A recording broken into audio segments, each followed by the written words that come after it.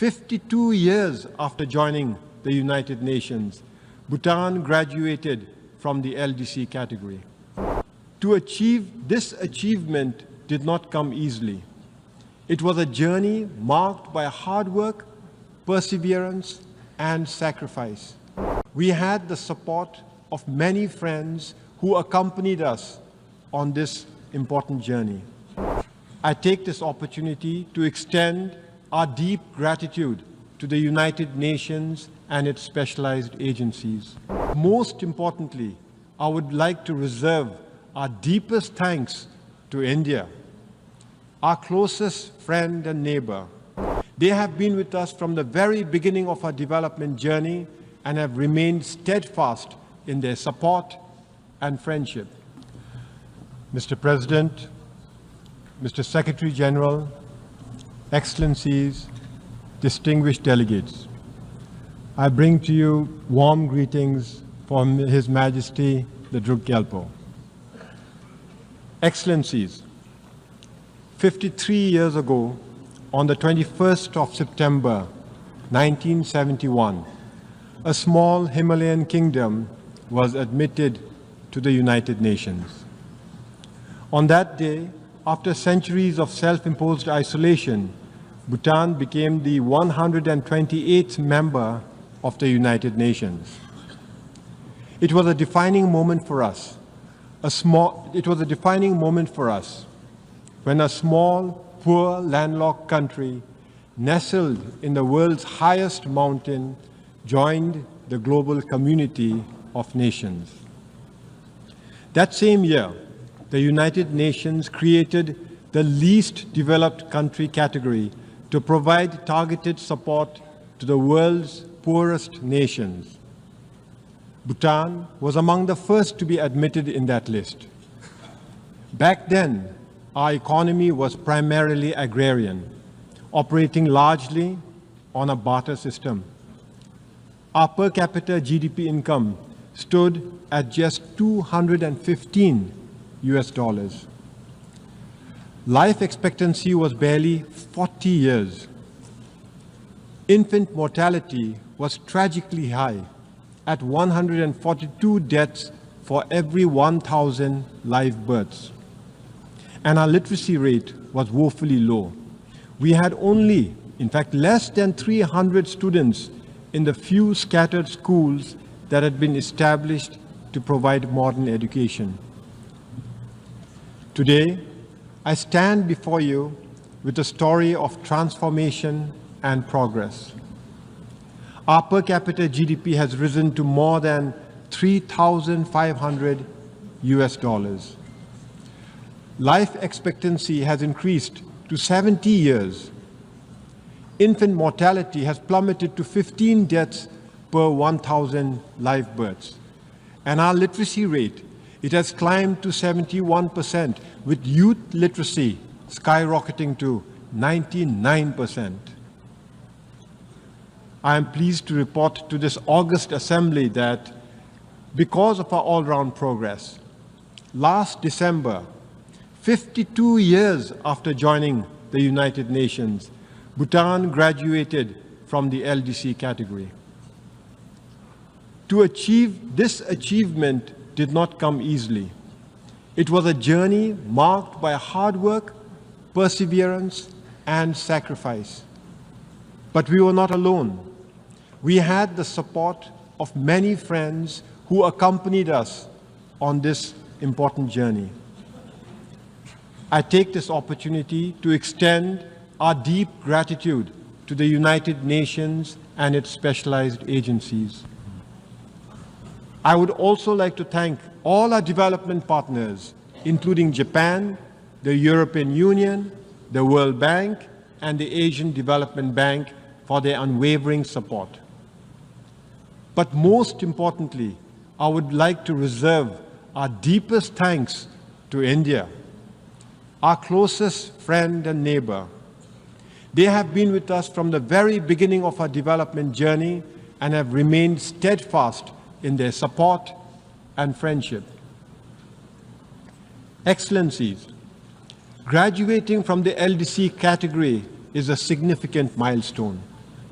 But what truly matters is that we did it in our own terms. Under the leadership of our enlightened monarchs, Bhutan has pursued a development path grounded in the philosophy of gross national happiness. This approach places the happiness and well-being of our people at the center of our development agenda. Thanks to gross national happiness, our economy, while it is still small, is sustainable and inclusive. Healthcare and education are free for all. Our unique culture not only survives, but thrives. More than 72% of our land is under forest cover, and we are recognized as a biodiversity hotspot and a carbon-negative country. Our democracy, a gift from our king, has been embraced by a reluctant population. Excellencies, having graduated from the LDC category, it is now our responsibility to ensure that we sustain our hard-earned progress and that under no circumstances should we ever backslide. As we chart a new course for the future, we are faced with new challenges, particularly those arising from our weak economy. Foremost among them is youth unemployment. To address these challenges, we must strengthen our economy. We must provide our youth with meaningful opportunities to grow and to prosper. We must embrace a new development paradigm. In this context, I am pleased to report that His Majesty the King has announced the establishment of the Gaelifu Mindfulness City. The Gaelifu Mindfulness City is a transformative vision for future urban spaces, a blueprint for living mindfully and sustainably. Spanning 2,600 square kilometers of pristine forests and fertile farmlands, it will enable human innovation and natural ecosystems to thrive together while fostering human well-being, environmental sustainability, and mindful living. We invite thought leaders, innovators, and investors to join us in building this groundbreaking city, contributing to a model of peace, harmony, and progress that others can follow. Excellencies, Bhutan's story is one of hope, but it is also a call to action. More than 50 years have passed, and only 7 nations have graduated from the LDC category, leaving 46 countries still in need. This is unacceptable.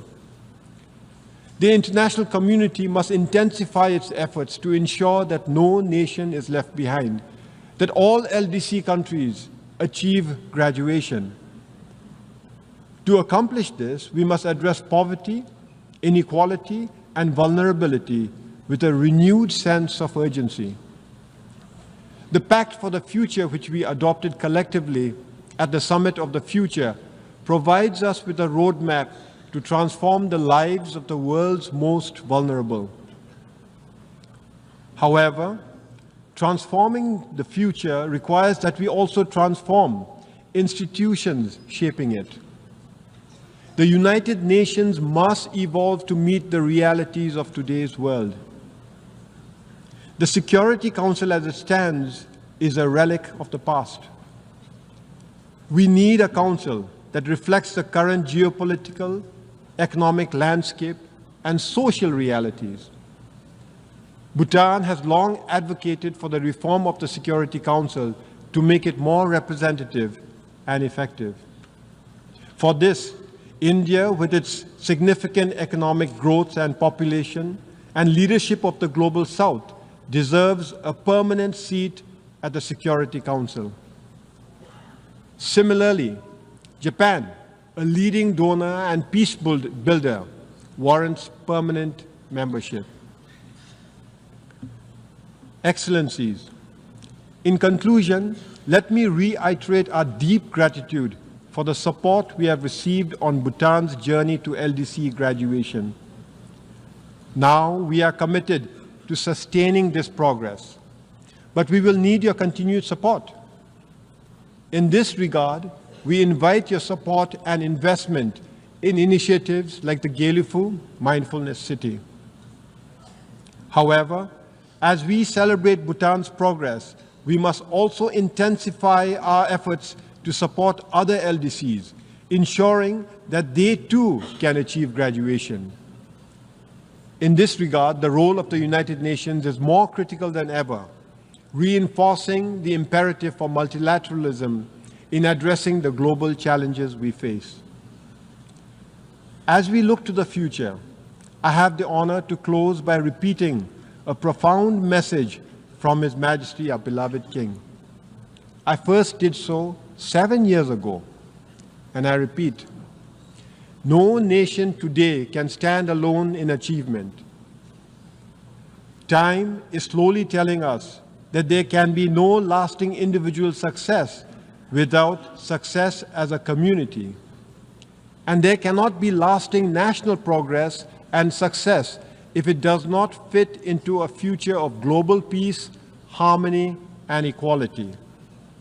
The world must progress together or fail together. Thank you, and Tashidile.